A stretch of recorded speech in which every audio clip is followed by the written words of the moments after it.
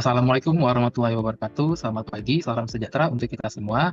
Kembali lagi di acara kita di podcast Smart ASN. Nah, hari ini nih kita akan membahas terkait tema Kota Layak Huni Kelas Dunia. Nah, perkenalkan saya sendiri moderatornya Muhammad Dani Prasetya dan 4 narasumber kita yaitu ada Bang Agung, ada Kak Sarah, ada Kak Adinda, dan terakhir ada Kak Renji. Kita akan ke narasumber pertama dulu ya, ke Bang Agung ya. Nah, ini kan Kota Layak Huni kelas dunia nih. Kira-kira nih, untuk mencapai jadi Kota Layak Huni itu, kita harus ngapain sih? Kota itu harus bergerak seperti apa sih? Terima kasih Bang Danu. Jadi kita mau membahas tentang kota yang layak huni ya. Sebenarnya cukup kompleks untuk kota bisa dikatakan sebagai layak huni itu. Kita mulai dari identifikasi masalah-masalah yang ada dulu ya Bang.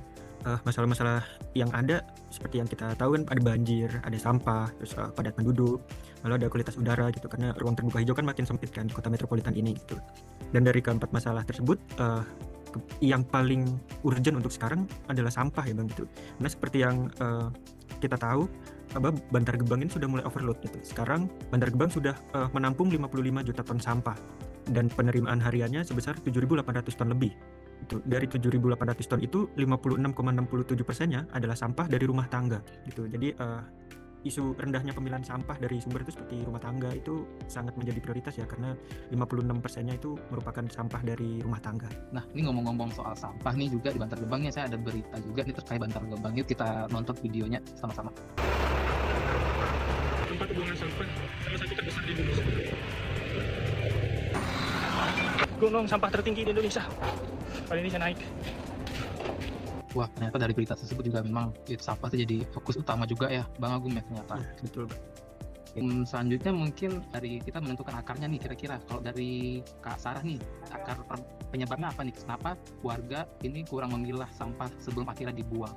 Terima kasih Mas Danu. Kalau dari saya sendiri sih sebenarnya ada 5 kategori ya. Yang pertama itu dari aspek SDM. Permasalahan utamanya adalah masih rendahnya kesadaran dan kebiasaan masyarakat dalam memilih sampah dari rumah. Sedangkan yang aspek kedua ini sarana prasarana. Fasilitas pendukung pemilahan sampah masih belum memadai. Misalnya tempat sampah terpilah, bank sampah yang aktif maupun fasilitas TPS 3R. Lalu aspek ketiga ada aspek mekanisme. Saat ini belum tersedia sistem pemantauan dan pelaporan pemilahan sampah yang terintegrasi. Dan yang keempat ada aspek tata kelola.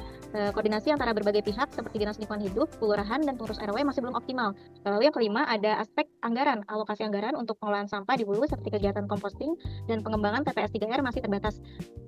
Itu Mas Danu. Berarti ada 5 aspek ya yang jadi penyebabnya. Kira-kira nih dari Bu Sarah nih, akar masalahnya nih, prioritasnya dari 5 itu apa nih kira-kira? SDM sih ya.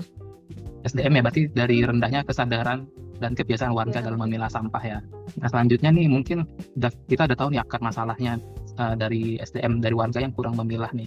Mungkin dari narasumber tiga kita, Ibu Adinda nih, kira-kira solusi apa nih yang bisa dipaparkan nih? Kita punya alternatif solusi. Yang pertama yaitu digitalisasi edukasi dan pemantauan pemilahan sampah berbasis RW, yang dari tabel ini memperoleh skor paling tinggi yaitu 13. Lalu alternatif yang kedua yaitu pembangunan RDF plan tambahan dengan total skor 8. Lalu yang ketiga yaitu penambahan armada angkut, juga memperoleh total skor 8 karena memerlukan anggaran yang cukup besar. Lalu yang keempat yaitu kampanye konvensional menggunakan spanduk dan sosialisasi dengan total skor 12. Solusi ini cukup mudah dan murah untuk dilaksanakan, namun kontribusinya dinilai belum seoptimal digitalisasi. Berdasarkan hasil penilaian tersebut, solusi yang dipilih adalah digitalisasi program edukasi dan pemantauan pemilahan sampah dari sumber berbasis RW dengan memanfaatkan platform digital Dinas Lingkungan Hidup seperti aplikasi pelaporan dan dashboard pemantauan.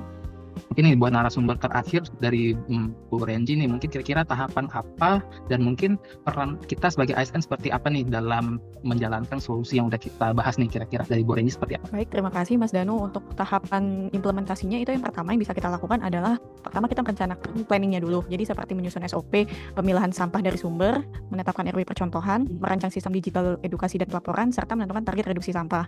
Nah, terus yang kedua itu nanti kita akan membentuk tim lintas instansi seperti Dinas Lingkungan Hidup, kelurahan, pengurus RW, kader bank sampah, Diskominfo dengan pembagian peran sesuai kewenangan. Selanjutnya itu kita melaksanakan pergerakannya yaitu melalui edukasi digital kepada warga, mengaktifasi bank sampah dan tempat pembuangan sampah reuse, recycle, kemudian menginput data pemilihan ke dashboard dan memberikan intensif partisipasi. Langkah terakhir itu adalah controlling, di mana kita bisa memonitor volume sampah terpilah dan reduksi ke tempat pembuangan sampah terakhir secara berkala, mengevaluasi partisipasi warga serta melaporkan capaian kepada pemimpin daerah. Dari tahapan implementasi ini, kita sebagai sebagai ASN itu tentu memiliki perannya sendiri. Jadi yang pertama itu dalam perencanaan ASN kita dapat menyusun kebijakan dan target reduksi sampah berbasis data. Lalu ASN lapangan dan operator melaksanakan edukasi dan menginput pemilihan secara digital, dan untuk pengawas memastikan akurasi data, efektif program mengevaluasi reduksi sampah. Seperti yang sudah kita lakukan di lingkungan sekolah, itu kita sudah menerapkan metode pilah sampah, di mana kita sudah menyiapkan tempat sampah yang sudah dituliskan seperti tempat sampah reduksi, organik dan anorganik, sehingga itu mempermudah kita dalam memilah sampah seperti itu. Oke, berarti nggak hanya satu peran aja, tapi 3 peran juga harus terlibat ya dalam melaksanakan solusi yang udah kita berikan ya, seperti itu ya Mbak Renji ya. Iya betul sekali Mas Danu. Oke, mungkin demikian ya pembahasan pengelolaan sampah di DKI Jakarta. Mudah-mudahan dengan solusi yang udah kita bahas bareng-bareng nih, jadi diharapkan bisa diterapkan oleh pemerintah Provinsi DKI Jakarta dalam pengelolaan sampah yang jauh lebih baik lagi ke depannya agar menuju Jakarta top global city. Mungkin demikian podcast Smart ASN kali ini. Saya moderator dan Prasetya pamit undur diri. Sampai jumpa di podcast Smart ASN berikutnya. Assalamualaikum.